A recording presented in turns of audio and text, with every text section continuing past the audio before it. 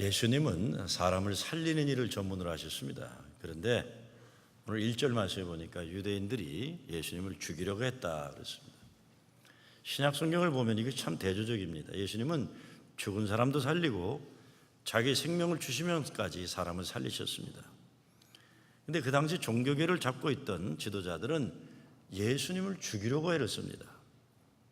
예수님이 세상에 오신 목적은 죽은 자들을 살리고 살아있는 이들은 영원히 살게 하고 생명을 풍성하게 주기 위해 오셨다고 했는데 왜 당시 종교 지도자들은 예수님을 이렇게 죽이려고 했을까요?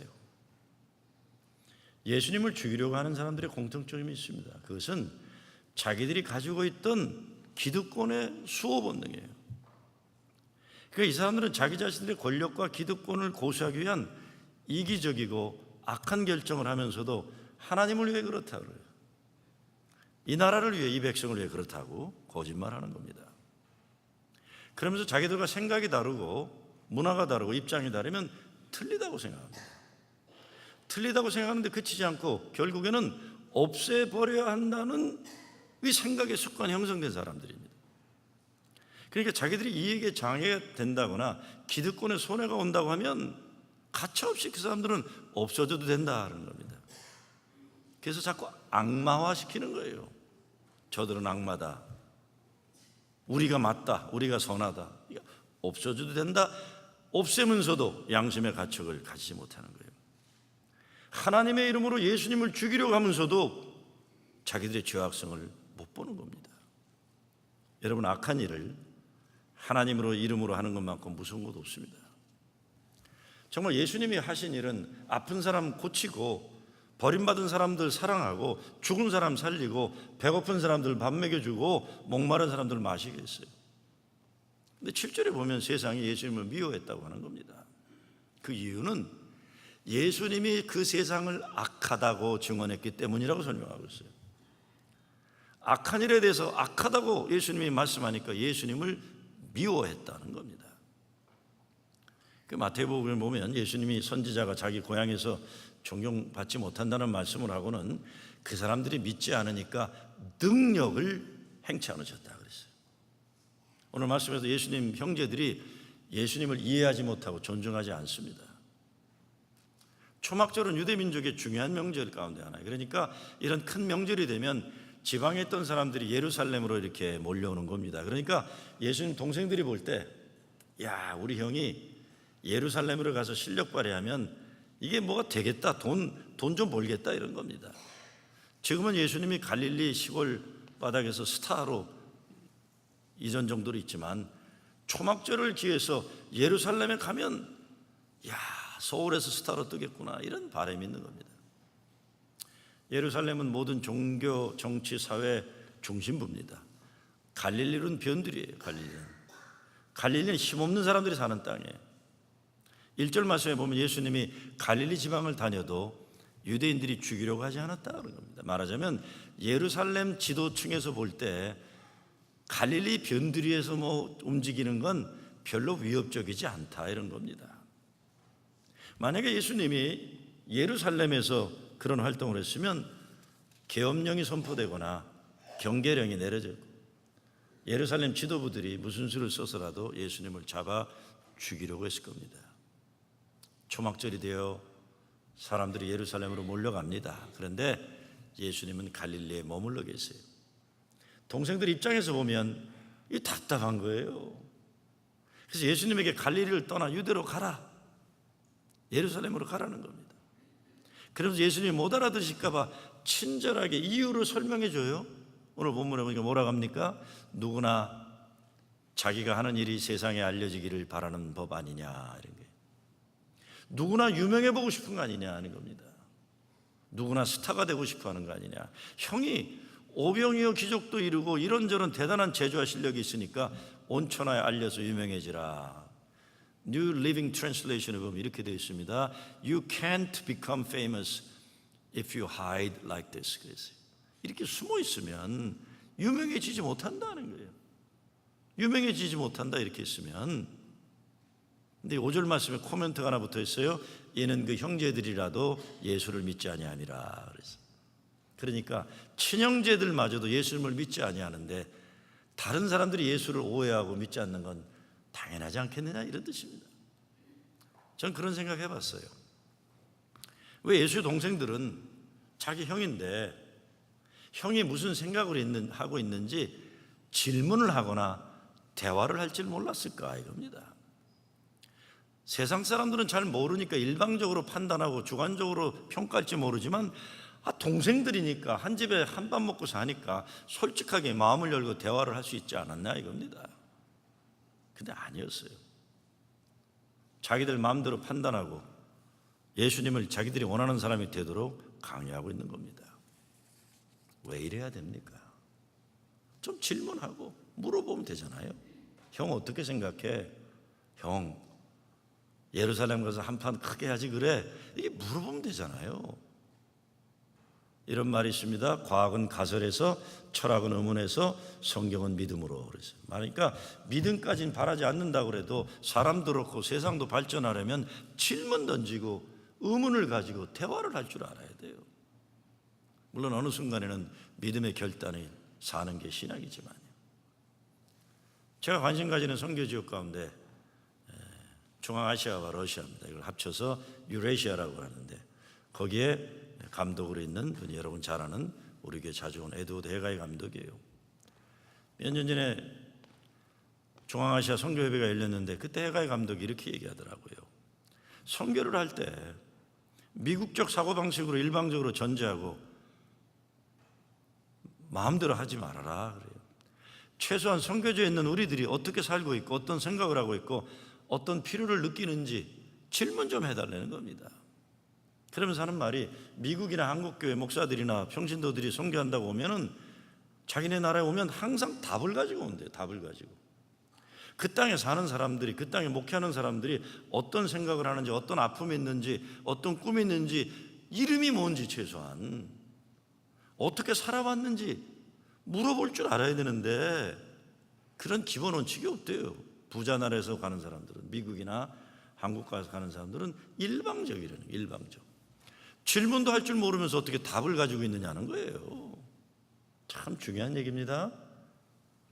우리가 어떤 생각을 하는지 물어봐주면 고맙겠어요. 이게 에드워드 해가이 감독의 얘기. 가정에서도 교회에서도 세상 어느 곳에서도 이것은 대단히 중요합니다. 대화를 나눌 줄 알아야죠. 대화는 존중하는 것이, 일방적으로 통보하고 소리 지르는 게 아니고 내가 말하고 저 사람도 말하고 서로 듣고 말하는 겁니다. 이게 선교예요, 선교. 내가 원하는 거 막 가서 하는 게 선교가 아니에요. 그 땅의 사람들 이름도 좀 기억해주고 대화도 나눠보고 어떤 생각을 하는지 물어보지도 않고 뭘 가서 자기 맘대로 하느냐, 이겁니다. 대화라는 거 그냥 말하려고 하는 게 아니죠. 만남이 이루어지는 거예요. 여러분, 우리 가정에 참 대화가 있느냐, 참 쉽지 않아요. 부모가 자녀들은 어떤 생각을 하고 있는지, 어떤 꿈을 가지고 있는지, 어떤 고민과 아픔인지 물어보나. 자녀들도 엄마, 아빠 요즘 무슨 생각하고 살아가? 부부도 여보 요즘 당신 무슨 생각해? 아직도 우리 연애할 때 가졌던 그 젊은 시절 그 꿈 포기하지 않고 있지? 화이팅, 뭐 이러냐, 아닌 거예요. 밥이나 같이 먹고 그냥 그 정도로 생각하는 거지. 당연히 전제하고 대화를 나눠야 돼요. 대화는 위험하긴 사실이에요. 어떤데 애들 안 물어보는 게 참 좋을 때가 있어요. 한 달 전에 우리 아들아이가 뉴욕에 왔길래 그래도 또 이렇게 밥도 사주고 가다가 대화를 시작했어요. 제가, 아들아 너의 꿈이 뭐냐? 안 물어봤어야 되는데 또 물어봤어요. 내가 I'm glad you asked 그래요. 물어봐서 고맙다. 내 꿈은 라면 가게 차리는 거다 그러더라고요. 우리 아들이 그래도 공부 멀쩡해서 에머리 대학 나오고 경쟁률 높은 걸 뚫고 평화봉사단까지 갔다 온 애예요. 그리고 미국 큰 회사에서 일하고 있는데 내 딴에는 무슨 뭐 대통령이 되겠다는 건 바라지 않지만 그래도 뭐 정말 할 거 없으면 목사라도 되기를 바랬어요. 정말. 네 꿈이 뭐냐? 라면 가게 차리겠대. 그래서 제가 그래, 우리 청년 중에 하나가 아스토리아 라면 가게 하는데 한번 같이 가자 그랬어요. 여기까지 하고 싶은 말 있지만 참았어요. 무슨 개떡 같은 소리냐 이놈아 그러고 싶었지만 참았어요. 왜? 대화를 해야 되니까요. 그래서 제가 그랬어요. 너 라면 가게 차리면 내가 캐셔 볼게. 그랬어요. 캐셔 볼게. 내가 그만큼 컸으면 존중해야지 어떡합니까? 그렇죠? 그렇게 대학 나오고 그렇게 외국물 먹고 자기 나라 미국 큰 회사 다니면 내가 존중해. 내 뜻대로 이놈의 자식아 못돼도 목사는 되지 네가 왜 이러냐. 안 그래요. 저 못 그래요. 그렇게 안 살 거예요. 나는요. 우리 아이들의 마음을 생각을 존중하며 살 겁니다. 네가 라면 가게 하면 아빠 캐셔 봐줄게. 캐셔 봐줄게. 서로 물어봐야 돼요. 예수님 질문 던지기를 좋아하셨어요. 내 이름이 뭐냐? 너를 정죄하는 이들이 어디에 있느냐? 무엇을 원하느냐? 그런데 이 질문이라는 게 딴 게 아닙니다. 예수님이 자기의 삶 속으로 우리를 초대하시는 거예요. 예수님이 자기가 우리 삶 속으로 들어오고 싶어 하시는 거예요. 이게 질문이에요. 요한복음에서 제일 중요한 성육신, 인카네이션이라는 게 뭡니까? 말씀이 육신이 되었다는 건 거룩한 하나님이 우리 삶 속으로 들어오고 싶어 하신다는 거예요. 그러면서 우리로 하여금 하나님의 세계로 초대하시는 거예요. 어느 분이 그런 말을 합니다. 종교적 깨달음은 몸으로 투철하게 겪어하는 것이다. 종교적 깨달음은 몸으로 투철하게 겪어하는 것이다. 관념이 아닙니다. 추상이 아니고. 오직한 문혜큰 목사님이 성경은 발바닥으로 읽어라 그러셨겠어요. 발바닥으로 걸어다니면서 읽으라는 거예요. 예수님은 몸으로 결국은 죽음을 통해서 우리를 사랑하시고 살리셨습니다. 그런데 오늘 예수님 형제들에게서 보는 태도는 그렇지 않아요. 말 한마디 나누려 하지 노력조차 함부로 예수님을 판단하고 자기들이 원하는 것을 강요하고 있는 거예요. 그런데 여러분, 정말 어떤 때 사랑하는 가족들이 가장 서로에게 대해서 무지하고 무례하다는 것, 이게 비극이에요. 부모가 자녀에게 무례하고 무지하고 형제 자매가 서로에게 무례하고 무지하고 일방적으로 자기 생각으로 인생의 성공과 실패를 판단하고 잣대질하는 거예요. 자식이 부모에게도 그래요. 제가 아는 참 좋은 권사님 60 넘어서 30대 혼자 됐다 60 넘어서 겨우 웬만한 괜찮은 인간 하나 만나서 재혼하려고 그러는데 못하고 있더라고요. 왜? 자식들이 반대해가지고. 자식들이 반대해서. 제가 자식들에게 그랬어요. 네 엄마도 행복할 권리가 있다. 그러죠. 남자만, 여자도, 남자도 그래요. 네 아버지도 행복할 권리가 있다. 어제 니네들만 그렇게 생각하냐. 20년 수절하고 30년 수절했으면 됐지. 뭘 지들을 위한 아빠 엄마가 되길 바래. 그렇죠? 재혼하세요. 재혼들 하세요. 다들. 자식들도 지 생각만 해요. 자식들도. 그런데 제일 가슴 아픈 게 가족들이 서로 이해하지 못해주는 거예요. 더 무례해요. 제가 목회하면서 제일 힘들었던 게, 저는 20대 중반부터 학생 목회만 했어요. 대학생 청년. 그래서 16년간 했는데 정말 열심히 일하고 보람 있게 목회했어요. 정말 보스턴에서부터 시카고에 7개 캠퍼스를 길이길이 잘난 젊은이들과 목회를 하는데 제일 힘든 것 중에 하나가 딴 게 아닙니다. 처갓집 때문에 그래요. 처갓집이요. 아, 처갓집들 정말 못돼 먹었어요. 처갓집 식구들이 오면요, 이제 저희 집안은 이제 평양 출신이라서 사람들이 선하고 부드러운데, 우리 처갓집 특별히 우리 장인어른 쪽은 이 신우주 평북 쪽이에요. 평북. 이 또 신우주 사람들은 우리보다 거세고 거칠고 그런 것 같아요. 꼭 이렇게 질문해요. 자네는 언제나 제대로 된 목회할 건가? 자네는 언제나 진짜 목회할 건가? 아니 그럼 내가 하는 건 가짜 목회하는 게 지금?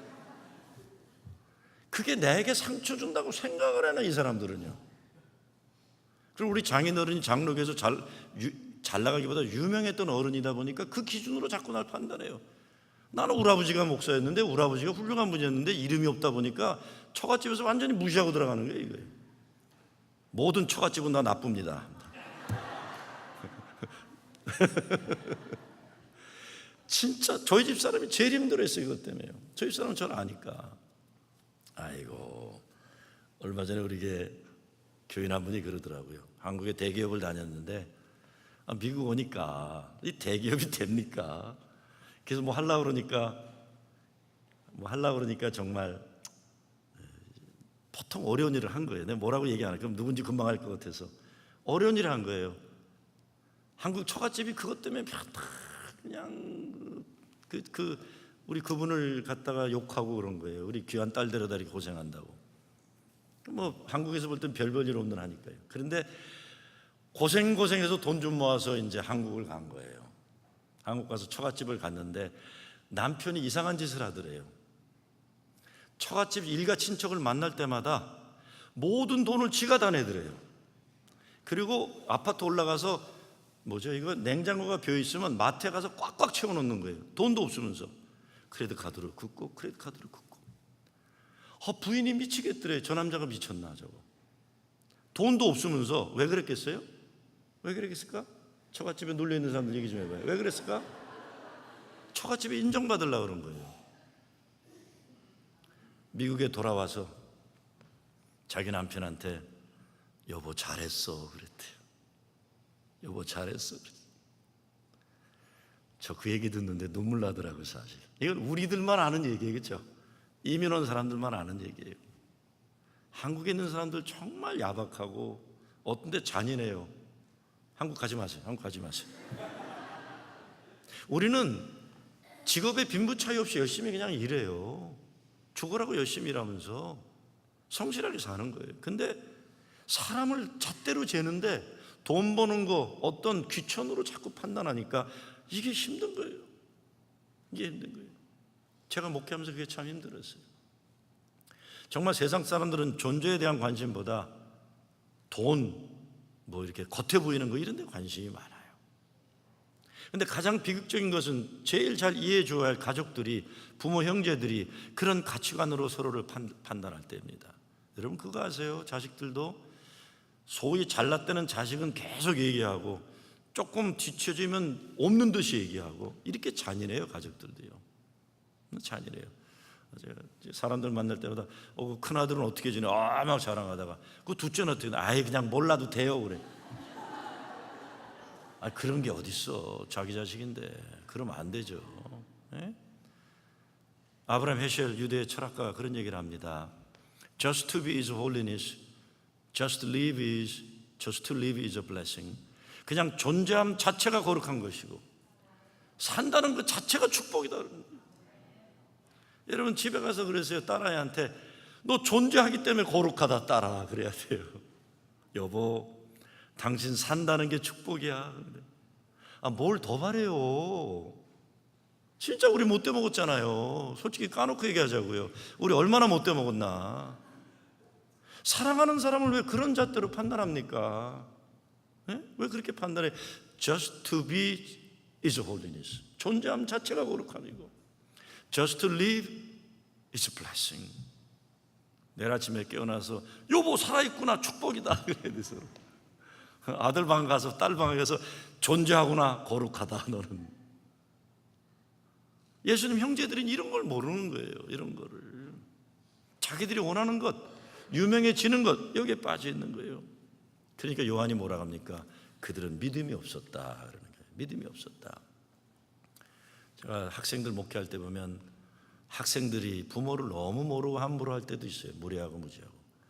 근데 반면에 부모들은 자기들이 열심히 일하니까 자녀들에 대해서 무례할 때가 일방통역으로 무례할 때가 얼마나 많은지. 그러면 어떻게 돼요? 거짓말하게 돼요. 제가 학생 목회하면서 가장 가슴 아팠던 게 아들아이가 공부를 못해갖고 지금 플렁크에서 동네 피자 가게 일하는데 엄마는 교회만 오면 친교 시간에 1등 한다고 맨날 자랑하는 거예요. 애가 집에 안 오는 거예요. 그다음부터 어때요? 공부 좀 못하면. 존재함이 거룩함이고 살아있음이 축복이라는 겁니다. 우리 예수님의 사람 공부 주제 성구가 뭡니까? 갈라디아서 2장 20절이에요. 제가 다른 건 외우지 못해 이거 외우라고 그래요. 내가 그리스도와 함께 십자가에 못 박혔나니 그런 적 이제는 내가 산 것이 아니요 오직 내 안에 그리스도께서 사신 것이라. 내가 죽어야 돼요. 내 자존감이 깨져야 돼요. 자존심이. 나를 고집하면 만남은 불가능합니다. 사람들의 관계도 그렇고 내가 깨지지 않고 내가 죽지 않고 예수 믿는다는 것 불가능해요. 아이고 내가 오늘 목회수장에 썼지만 지난주에 아주 돌아버릴 뻔했어요. 저희 사람이 제가 무슨 얘기했더니 왜 당신은 요즘 내가 말만 하면 반항해 그러더라고요. 환갑돼 갖고 마누라한테 반항한다고 야단맞긴 정말 내가. 그런데 가만히 있었어요. 나는 왜 저분에게 반항하고 있는 걸까 생각했어요. 어떻게 그분이 그렇게 말씀하시면 들어야지. 그냥 그분은 허튼 생각하고 사신 적이 없는 분이세요. 같이 살아왔지만. 그럼 말씀하시면 들어야지 어떡하겠어요. 속으로 기분 나빠서 죽는 줄 알았어요. 속으로 단어 표현을 저렇게 할까 저 옆에 내는 그 생각했지만 나는 왜 그러고 있을까. 일주일 내내 기도하면서 참았어요. 왜? 내가 깨져야 되니까요. 그렇게 오래, 저희도 36년 살았는데 지금 와서 무슨 자존심 내세우고 싸우고 있겠어요. 지금 와서. 왜 그럴까? 나를 자꾸. 그래서 바울이 내가 매일 죽노라고, 내가 죽어야 우리가 살 수 있어요. 내가 죽어야. 그래야 예수님 들어올 수 있는 거예요. 소크라테스가 이런 말 했죠. 나는 내가 아무것도 모른다는 것을 안다. 여러분 잘 아는 얘기예요. 무슨 말입니까? 여기에 깨달음이 시작된다는 겁니다. 이런 마음이 하나님을 두려워한다는 것이에요. 이런 겸손함이 있어야 만남이 가능해요. 지금 남과 북의 분단도 딴 게 아니에요. 저것들 내가 너무 잘한다 그러는 거예요. 교회 문제도 딴 게 아니에요. 저 사람 내가 너무 잘한다. 나도 나를 모르는데 내가 너를 어떻게 알아요?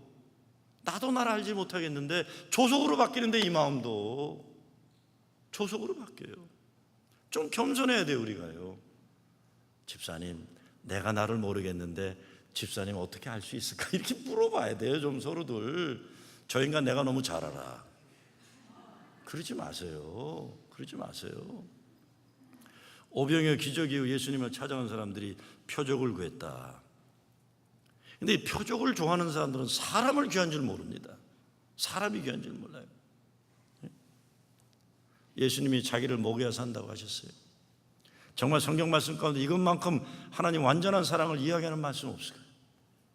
하나님 자녀들을 사랑하시고 살리기 위해 자기 자신의 모든 것을 주시는 것. 그런데 예수를 먹으면 그 사람 속에 예수의 것들이 들어오는 거예요.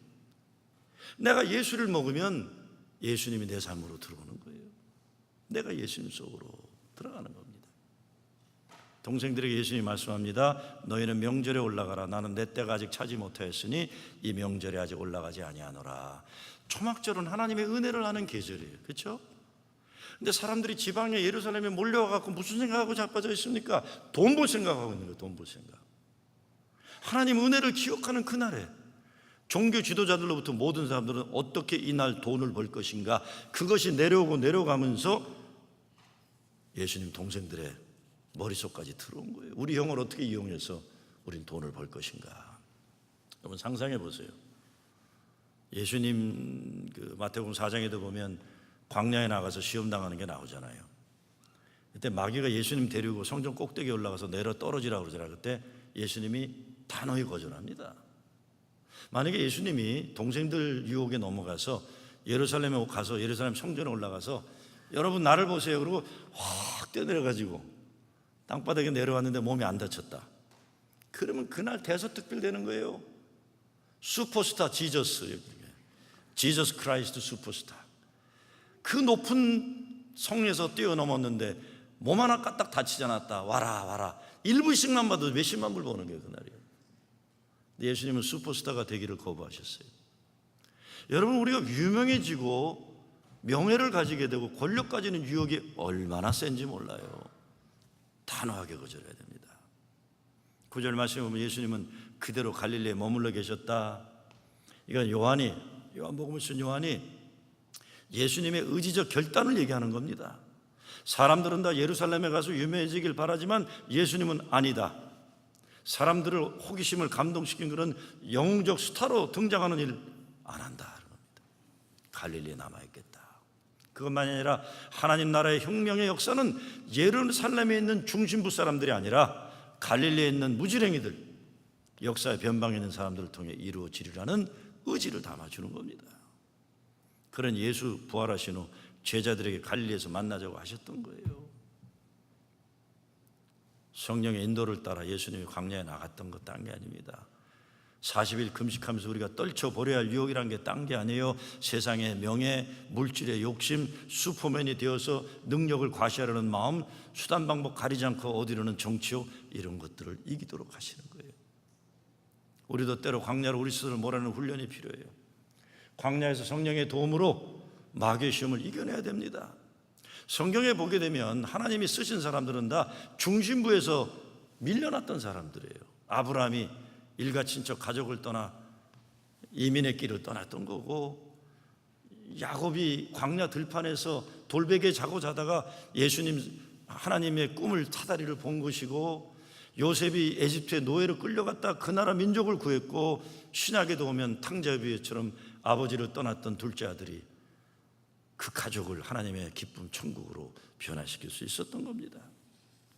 예루살렘 중심부에 있던 사람들은 예수를 죽이려고 했지만, 갈릴리에 있던 사람들은 예수님을 그리스도로 고백하고 따라왔던 사람들이에요.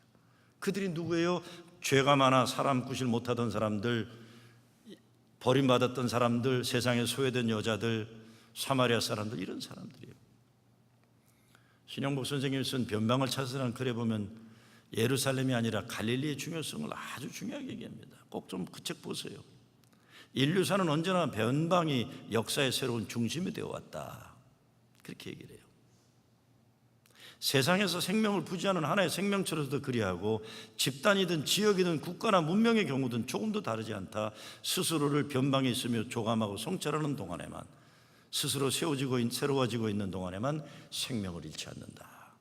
변화와 소통이 곧 생명의 모습이다. 그런데 진정 변방이 창조의 공간이 되기 위해서는 콤플렉스가 없어져야 된다. 무슨 콤플렉스냐? 예루살렘 중심부를 가지는 콤플렉스, 열등의식을 없애야 돼. 중심부에 대한 열등의식을 없애고, 예수님이 그러셨던 것처럼 갈릴리에 대한 소망과 사랑이 거룩한 자화상이 있어야 된다. 이 콤플렉스를 없애지 못하면 오히려 변방이야말로 더욱 완고하고 교조적인 틀에 박힌다, 이렇게 씁니다. 그러니까 딴 얘기 아니에요. 쉬운 얘기하면 높은 사람들, 권력 잡은 사람들, 잘난 사람들 부러워하는 콤플렉스 버리라는 거예요. 버리라 하는 거예요. 제가 옛날부터 이렇게 봐오면, 뉴욕이 옛날에 특별히 그랬어요. 김대중 선생님 이런 데 계실 때 보면 진짜 세탁소나 이런 거 하면서 어렵게 돈 번 분들이, 좋은 뜻이기도 하지만 그 본 거 한국 정치하는 사람한테 얼마나 갖다 바쳤는지 몰라요. 그때만 그랬어요. 아마 뉴욕에서도 이명박 대통령 때 얼마나 가만히 갖다 바쳤는지 다 박지원처럼 될 줄 알고 그런 사람들 많을 거예요, 다들. 아니, 그 사람들이 여러분을 찾아가지 왜 여러분이 돈 주고 찾아갑니까? 얼마나 어렵게 번 돈인데, 그렇죠? 그러지 마세요. 우리 자존심이 있어야 돼. 이민 온 사람들은 없어도 자존감 하나로 살아야죠. 대한민국의 국회의원이 뭐 별거라고 와서 여러분이 그 사람 올 때마다 찾아갑니까? 자기들이 찾아와야지 우리들을. 아멘도 안 하시네. 저 여러분 후러싱 제일교회 목사 우습게 보지 마세요. 제가 살던 동네에 대통령들이 와서 만찬했을 때 한 번도 초청 못 받아본 적이 없는 사람입니다. 한 번도 안 갔어요. 근데 한 번도 안 갔어요. 난 안 갔어요. 안 가요. 왜? 너무나 많은 사람들이 그런 데 가고 싶어해요. 가지 마세요. 가지 마세요. 그냥 카드 하나 보내주세요. 대통령님 수고하십니다. 기도할게요. 이러고 끝내세요. 기도하세요. 거기서 밥도 먹지 마세요. 밥도 먹지 마세요. 자존심 있어야 돼요, 우리가요. 없으면 자존심 하나라고 하고 살아야죠. 예? 무슨 얘기하다 제가 좀 핏대 맞았는지 모르겠는데 약간 그래요. 찾아오게 만드세요. 찾아오게 도록, 오케이? 찾아가지 마세요. 우리가 진정 예수 잘 믿으려면 가난하고 겸손한 마음이 되어야 합니다. 가난하고 겸손해야 돼요. 오늘 우리 자신들의 신앙생활은 물론 우리들의 교회에서 예수님은 어느 자리에 계시는지 그분을 우리가 얼마나 깊이 알고 아는지 성찰이 필요해요. 그 말씀 따라 살려면. 그게 뭡니까? 동네 사람들이 다 소외시키는 버림받은 인간 삭개오를 만나 온 가족이 구원받게 하셨어요. 예수님은 그런 일 하셨어요. 사마리아 땅까지 찾아가서 사마리아 여인을 만나 그 사람도 하나님 구원 역사의 전도자로 쓰임받도록 일으켜 주셨어요. 돌에 맞아 죽어 마땅한 가늠한 여자 살 길을 열어주셨어요. 무덤에 갇힌 나사로 살려주셨어요. 원수까지 사랑하라고 그러셨어요. 진정 우리가 예수 믿는 사람들이라면 이런 일에 집중해야 돼요. 이런 일이에요. 잘난 사람들, 권력 있는 사람들 자꾸 따라다닐 생각질 마시고 점점점 예수님이 하셨던 것처럼 땅으로 내려가야 되는 거예요. 거기에 행복이 있는 거예요. 거기에 행복이. 진정 우리가 예수의 사람들로서 그렇게 조금이라도 비슷하게 산다면 우리가 사는 세상, 예수님 원하는 세상으로 변화될 수 있어요. 세상이 아니면 최소한 우리 가정, 교회만큼이라도 그렇게 예수님 말씀 따라 살아야죠. 우리가 항상 하나님의 은혜 열어주시면 열려 있어야 됩니다. 제가 얼마 전에 소조노 잡지를 읽다 보니까 아브라함과 사라를 찾아온 새 천사들을 그린 15세기 러시아 그림 그리는 안드레 루블레프라는 사람이 그린 새 천사 그림 이야기가 나와요. 천사 3명이 작은 음식 그릇 하나를 놓고 서로 깊은 사랑의 눈길로 바라보는데 눈높이가 똑같아요. 서로 내려 깔아보지 않고 올려보지 않아요. 똑같이 바라봐요. 그 사랑이, 그 세 사람이 얼마나 끈끈한지 긴밀하게 유지되어 있는데, 사랑이 신기한 것은 그 세 사람 사이사이가 열려 있어 갖고 지나가는 나그네들이 들어와도 받아들 준비가 되어 있는 공간이에요. 그렇게 끈끈하게 가까우면서도 열려 있는 공간이 있어서 지나가는 나그네들이 그 안으로 들어올 수 있도록 환영하는 열린 공간을 그려놓은 거예요. 여러분 아브라함이 나그네들을 잘 대접하다 천사를 만났다는 게 그겁니다. 그런데 그 소조노 잡지에서 그걸 그린 건 딴 얘기야. 그 설명한 건 딴 얘기가 아니었어요. 미국 땅에 1100만 5천 명의 불법 체류자들이 있는데, 미국이 진정한 하나님 축복한 나라가 되려면 이 사람들을 환영할 수 있는 천사의 나라가 되어야 된다, 이 얘기예요. 바로 이 얘기입니다. 오늘날 우리 가정이나 교회에서도 중요한 가르침을 제시하고 있어요. 우리 신앙도 하나님이 찾아오실 수 있도록 열린 공간이 되어야 돼요. 교회 내에서도 열린 공간이 돼요. 우리끼리 친하면서도 바뀌는 사람들은 들어오세요. 들어올 수 있는 열린 공간이 돼야 돼요. 예수님이 갈릴리에 남아 계셨다고 그랬어요. 물론 나중에 예루살렘에 올라가셔 사형 선고 받으시고 죽으세요, 십자가에서. 근데 죽으셔서 온 인류를 살리신 거예요. 물론 예수님 십자가에 달리셨을 때 사람들은 예수님이야말로 천하 미련한 우둔한 인간이다, 자기도 못 살리면서 남을 살리려고 그러냐, 침뱉었어요. 근데 그분 때문에 저와 여러분이 영원히 살게 된 것입니다. 예수님이 성령 받으러 가신 말씀도 우리 자신을 하나님이 인도하시고 예비하신 은혜를 향해 열어놓으라는 말씀이에요. 열어놓아야죠. 예수 잘 믿으려면 예수님 마음과 생각을 우리 삶에 담고 살아야 돼요. 그분의 마음에 기쁨이 우리 기쁨 되고, 예수님의 아픔이 나의 아픔 되는 거예요. 무엇보다 갈릴리에 남아 계신 예수님 생각하면서 헛되고 허망한 세상 욕심과 욕망들 내려놓고 더욱더 가난한 심령이 되어서 하나님 나라의 주인 되는 여러분 되시길 주의 이름으로 축원합니다.